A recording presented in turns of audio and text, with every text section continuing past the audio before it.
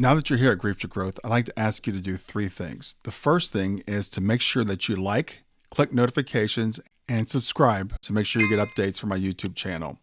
Also, if you'd like to support me financially, you can support me through my tip jar at grief2growth.com. It's grief, the number 2, growth.com/tip jar.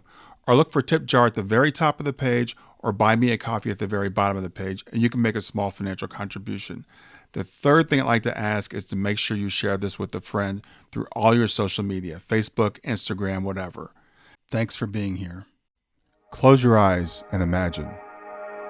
What if the things in life that cause us the greatest pain, the things that bring us grief, are challenges? Challenges designed to help us grow, to ultimately become what we were always meant to be. We feel like we've been buried, but what if, like a seed, we've been planted? And having been planted, we grow to become a mighty tree. Now, open your eyes. Open your eyes to this way of viewing life. Come with me as we explore your true, infinite, eternal nature. This is Grief to Growth, and I am your host, Brian Smith. Hey everybody, wanted to make another short video answering a question that I get a lot from the NDE videos. You guys you don't ask easy questions, but I'm gonna take them on. So I may not know the answers, but I've always got an opinion. So this one comes from someone who talked about, they just missed the fact of an NDE. I think it was John Davis's NDE, because there was no talk of, sometimes people say because there's no talk of God or Jesus, and then the NDE experiences, they miss it, but also because there's no talk of punishment. And the thing is, this person actually even used the word retribution. Why isn't there any retribution in this video? So therefore I dismiss it. So I want to talk about the idea of punishment, what we can learn from the NDE about punishment, what we think we can learn from the NDE about just using our common sense, et cetera. So the first thing is this idea of punishment, the idea that we should be punished in the afterlife for the deeds that we've committed here. And people like to bring up the name of Hitler. It's like, what is going to be like for Hitler? Or what was it like for Hitler when he crossed over? What would his life review be like? Things of that nature. So if you believe in punishment, if you believe there's punishment waiting there for things, we like to bring up the worst possible people. The fact is, most of us are not Hitler. We'll address that in a minute, but most of us are not Hitler. Most of us are not Mother Teresa. We're somewhere in between. There's a great show I loved. It was on NBC called The Good Place. And the whole thing was about people going to heaven or going to hell. And they kind of looked at this idea of the fact, this binary choice that I was taught as a child, that it's either eternal bliss or eternal punishment. And they're like, most of us are medium. Most of us are not deserving of eternal punishment. Most of us are not deserving of eternal bliss, if anybody's deserving of eternal bliss. But what would it take to be worthy of eternal punishment? Now, the way I was raised, the way I grew up, it was just being born. The fact that you inherited Adam's original sin, the fact that you were born into this world made you worthy of punishment, eternal punishment, being held and kept alive for eternity, being punished. And I believe this comes from the idea back in the ancient days that the worse, the higher the level, the higher the station of the person that you offended, the worse the punishment would be. So if God is the ultimate high of good, then that means literally anything that we do, any sin, as Christians teach us, is the same, and any sin is worthy of eternal punishment. So let's think about this again. Let's go back to Hitler, and let's say that you were meting out punishment for Hitler. Now, he was responsible for the deaths of millions of people. So let's say you torture Hitler for a while. You torture him, right? You're going to literally take the guy and torture him. How long would you do that? How would you torture him? Would it be a year, 10 years, 20 years, a million years?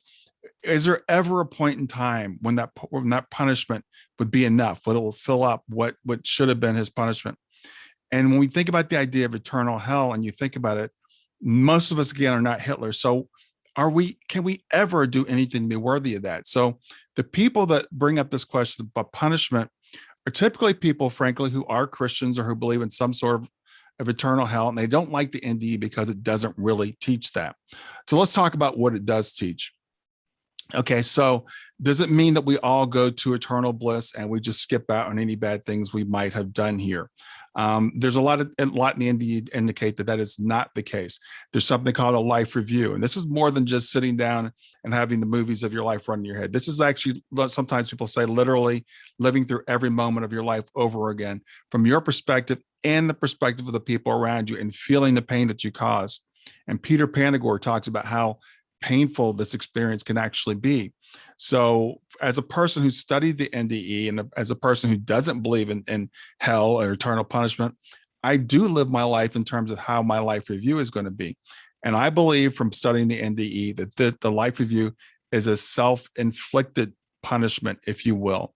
Let's look at a couple of other things from the NDE, and I'm going to give you a couple of examples. A guy named Howard Storm, who was an avowed atheist who had an NDE, and a guy named Dr. Rajiv Party, who was also an atheist that had an NDE. And both of these NDEs had a hellish experience. Now, it's interesting because most NDEs don't, a few do. Some percentage of people do experience a hellish type experience. But what I've noticed about pretty much all of those that people that have those experiences is they're short periods of time that they're in this hellish-like state. And as soon as they're ready to leave, as soon as they call for help, they're taken out. That was the case with Howard Storm. That was also the case with Dr. Party. And I've heard of other ones like this. If you look at the movie No Solar or Astral City, which is based on the book by Chico Javier, that experience the guy talked about seems to be almost like a purgatory. But the guy goes to this place where there is some sort of torment, but it's only until the person decides that they're ready to leave that state and they're taken out. So there does seem to be some indication that there might be some sort of punishment in the afterlife, or some sort of levels, for example. Swedenborg talks about levels, and it sounds like we kind of, like when we leave the body, we go to like a higher level, we're taken up by angels. But people that aren't really ready for those levels, it's actually kind of painful for them, and they slowly work their way down to a level where they're comfortable. Now, it's not really a form of punishment. They're not put in a place where they don't want to be. They're really uncomfortable at the higher places, and they kind of work their way down to a place where they do feel like they're around people, or around energy, like they're more in line with. So those are kind of my thoughts on, or those are my thoughts on punishment. And I would ask you, if you're really upset about a lack of punishment, then ask yourself why that is. Do you feel like you need punishment to keep you being a good person? I sure hope not. I want to be good. I want to be a good person for the sake of being a good person. And the other thing that, that comes up a lot of times when we talk about punishment is this idea of soul planning, a life plan. And you'll say, well, if you planned to be a murderer, if you planned to be a Hitler, then you shouldn't be punished. And that makes some sense to me. Now, I don't know that soul planning goes to that level. I don't know if anybody really comes here planning to do bad things. Here's what I do know. There are different levels of reality, and there's different rules for different levels, right? So on this level, doing bad things to people is not a good thing to do. It's never a good thing, for example, to torture the innocent, to torture babies. That's not something that's good on any level. So we could say maybe at a certain level, the idea of good and evil dissolves and everything's just an experience. But while we're on earth, we have rules to live by.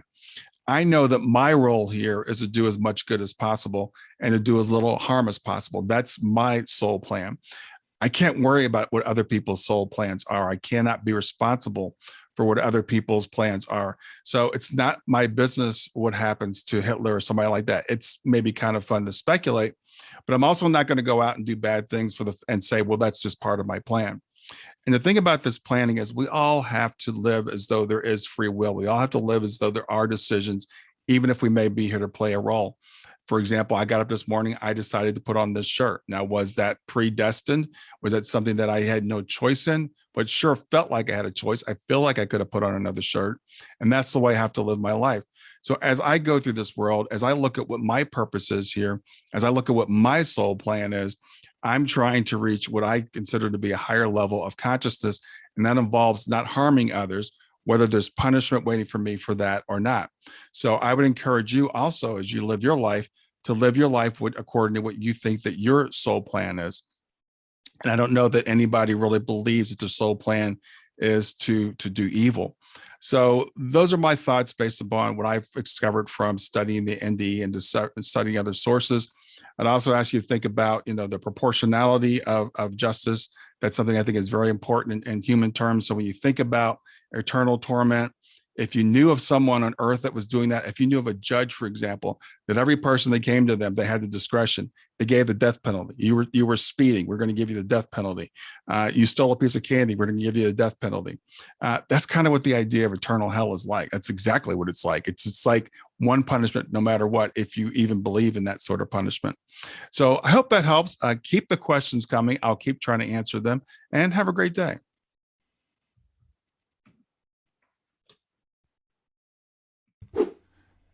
Don't forget to like, hit that big red subscribe button, and click the notify bell.